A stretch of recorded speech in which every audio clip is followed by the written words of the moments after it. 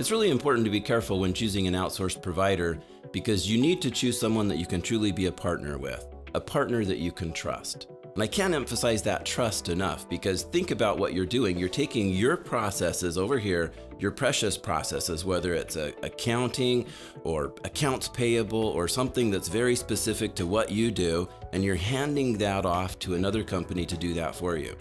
That company in turn is then handing it off to their employees to do that work. So there's a huge leap of faith each step of that process.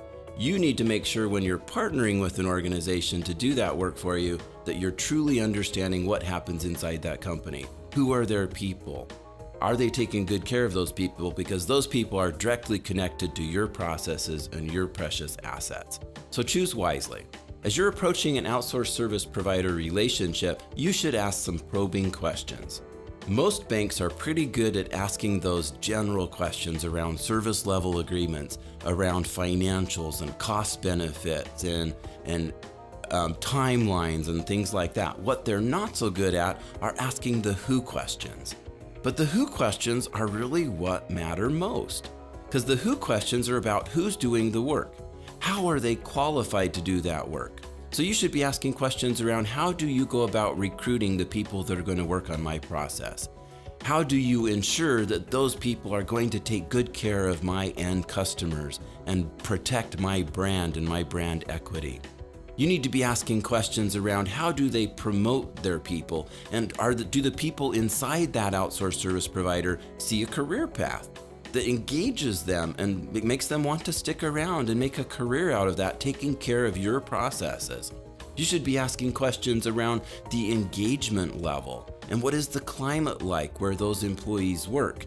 Because do they want to be there? If they want to be there, they're going to do a much better job taking care of your work than if they don't. So ask those probing questions, dig deep, really come to understand who your provider is, and it will serve you well. I see banks making mistakes sometimes in this regard in that they approach the outsourced service provider relationship looking strictly at financials. And don't get me wrong, financials are important. They're very important. You can save a whole bunch of money, 25% up to 75% or more, depending on technology investments that you might not have to make. So financials are important, but if you're making your decision based on financials alone, you may end up not getting the financial benefits you hope in loss of brand equity or net promoter score or confidentiality around your financial assets. So you need to dig deeper in the who questions. In fact, Jim Collins, the well-known author of Good to Great, he said the most important decisions that are made in business are not the what decisions, but the who decisions. You've got to make sure that you make the who decisions well by digging deep, asking those probing questions to understand who is truly doing the work for you and your organization.